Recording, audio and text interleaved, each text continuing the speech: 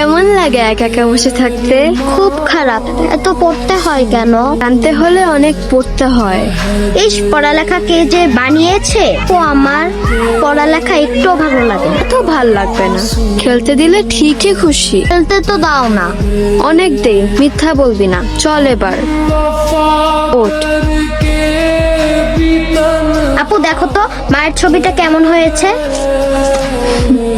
বাহ, অনেক সুন্দর। নাম্বার দাও।